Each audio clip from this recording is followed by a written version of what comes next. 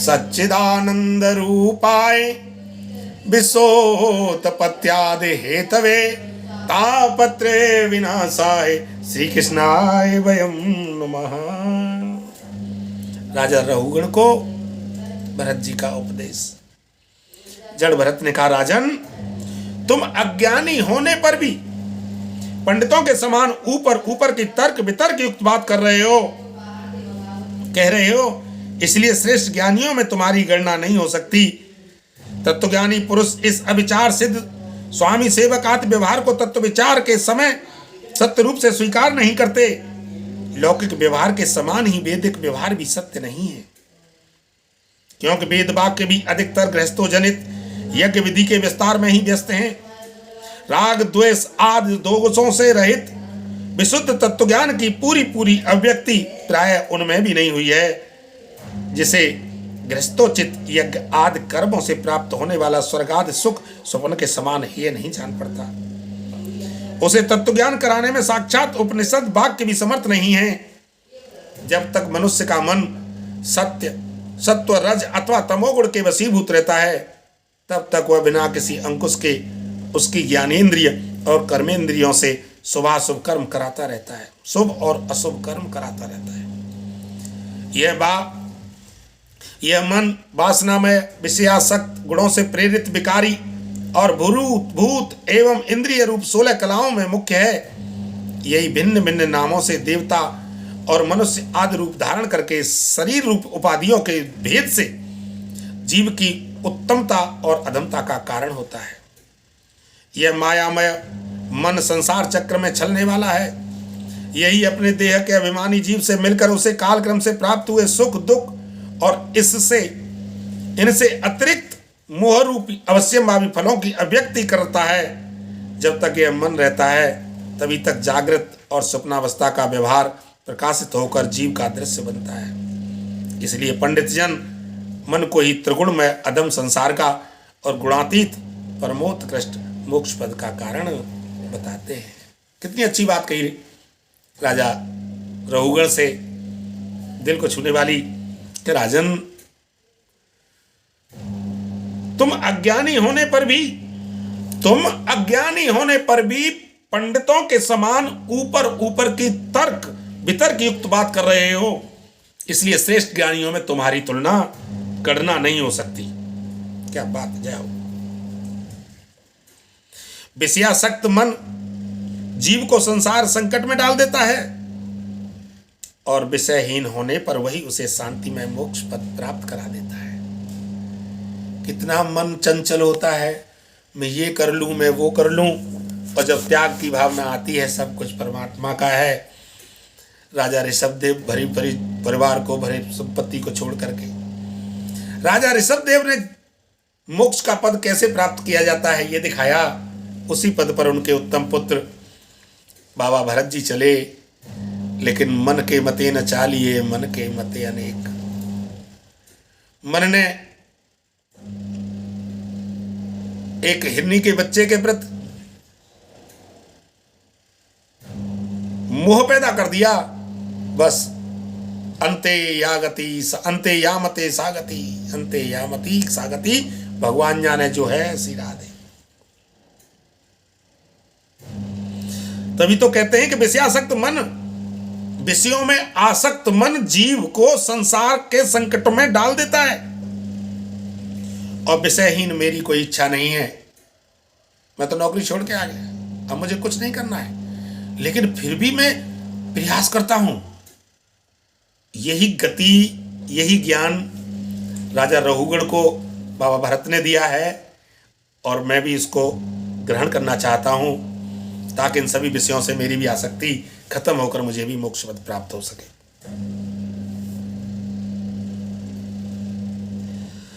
जिस प्रकार घी में भीगी हुई बत्ती को खाने वाला दीपक,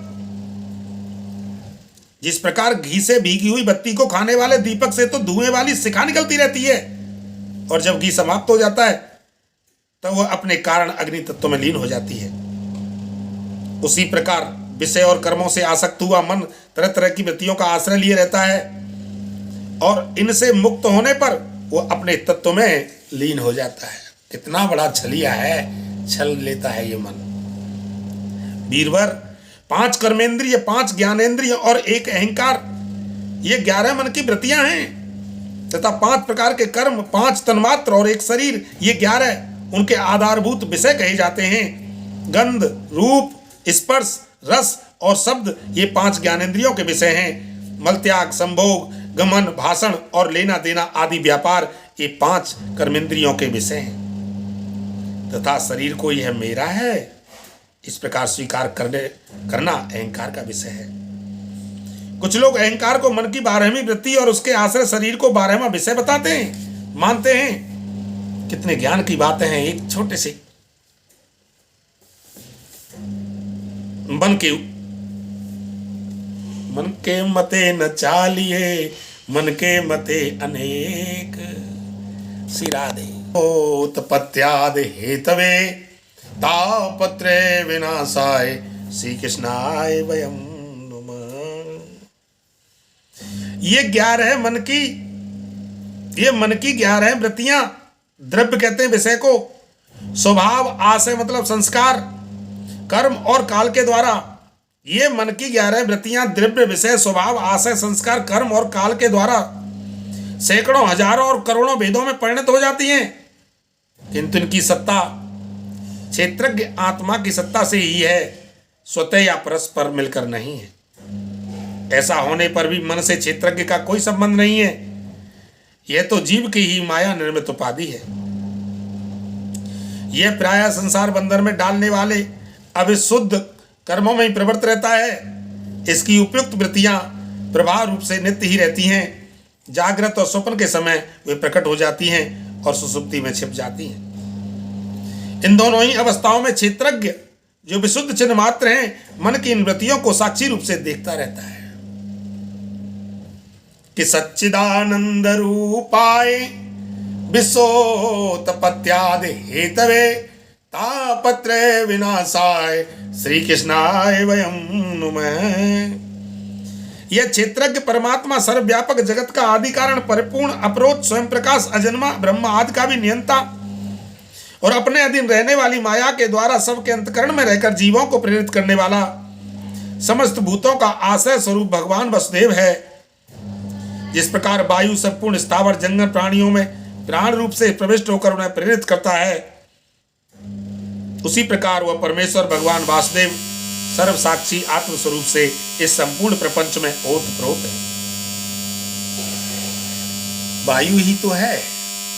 भगवान जाने जा संसार में ज्यादा फंस गए, बतने फंस गए।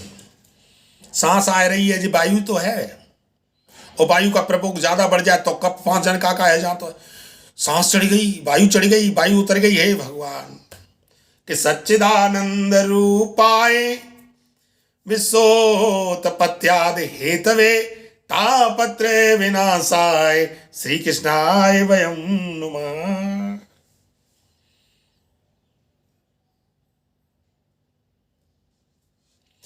जिस प्रकार वायु संपूर्ण स्थावर जंगम प्राणियों में प्राण रूप से प्रविष्ट होकर प्राण रूप से प्रविष्ट होने वाला ये हवा ही है, ये वायु ही है, प्रविष्ट होकर उन्हें प्रेरित करता रहता है। दिल कैसे धड़क रहता है, धक धक धक, और जब धड़कना बंद कर दिया तब हो गई कहानी शेष रे।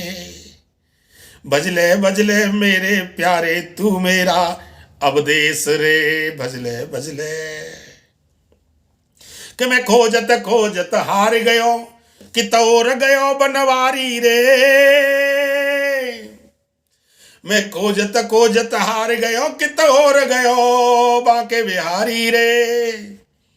मन खोजत खोजत हार गयो कि तोर गयो बनवारी रे। मैं खोजत खोजत हारी रे कि तोर गयो बनवारी रे। निक सतनाए मुख से बतियाए तेरे दरस की प्यासी अखियां। अब आ भी जाओ मोहन प्यारे, अब आ भी जाओ मोहन प्यारे, मैं तेरी राह निहारी रहे। मन खोजत खोजत हार गयो कि तोर गयो बनवारी रे। मैं पापी अति नीच में जग में मोते पाप भये पग पग में। मैं पापी अति नीच में जग में मोते, पाप भये पग पग में, नहीं कोई ठौर ठिकानो है, तक आयो शरण तिहारी रे। मैं खोजत खोजत हारी रे, कित और गयो बनवारी रे। मैं खोजत खोजत हारी रे, कित और गयो बनवारी रे। श्री राधे शरणम गच्छा। भोग लगा लो सा, तुम्हारा भोग लग गो, हमें डकार आएगी, बोलो राधे राधे।